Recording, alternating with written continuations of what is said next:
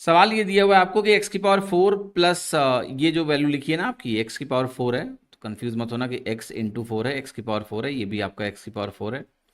ये 14159 के बराबर है, तो मुझे x plus one upon x की वैल्यू चाहिए। देखिए पहले मैं कहूँगा बी और सी नहीं होंगे, फिर मैं कहूँगा ए भी नहीं होगा,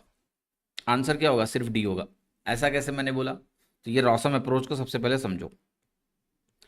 देखो x square plus one upon x square आपको निकालना होगा सबसे पहले, तो एक्स की पावर 4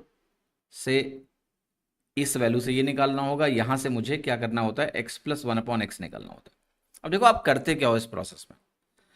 करते क्या है कि ये जो वैल्यू दी होती है इसमें हम दो जोड़ते हैं और फिर स्क्वायर रूट लेते हैं,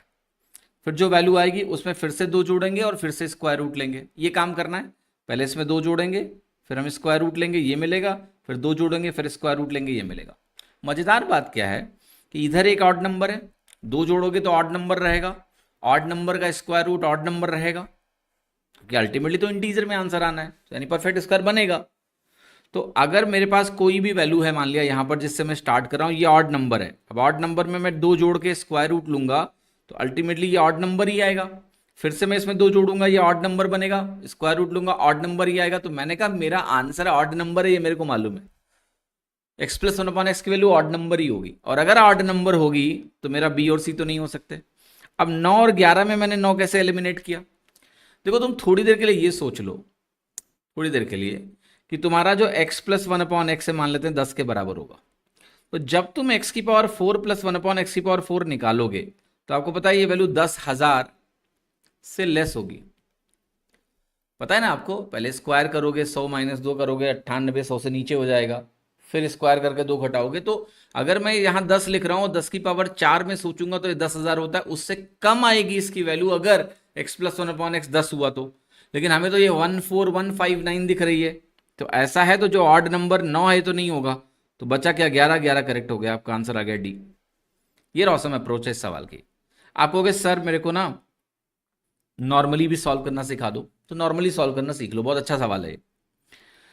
एक्स की power 4 plus one upon x की पावर 4 वैल्यू जो मुझे दी है यहाँ पर 14159, तो मुझे निकालना है x square plus one upon x square, और ये वैल्यू आपको हो गई बनेगा 14161 का स्क्वायर रूट, दो जोड़ के स्क्वायर रूट लेना। अब इसका स्क्वायर रूट जल्दी से कैसे लिखें, इसके नियरेस्ट कोई स्क्वायर पता है आपको, आप कहोगे 120, 120 का स्क्वायर 14400 होता है, ये उससे थोड़ा सा कम है। और एक लास्ट 2 डिजिट का कॉन्सेप्ट मैंने पढ़ा रखा है यूट्यूब पर, कई बार बताया बच्चों को कि किसी भी स्क्वायर के आखिरी के 2 अंक देख के आप उसके स्क्वायर रूट का अनुमान लगा सकते हो। तो ये मुझे पता है कि 120 से थोड़ा छोटा है, और साथ ही साथ अंत में अगर 61 आया, जब भी अंत में 61 आएगा तो 61 हमेशा 19 स्क्वायर के अंत में आता है, 361,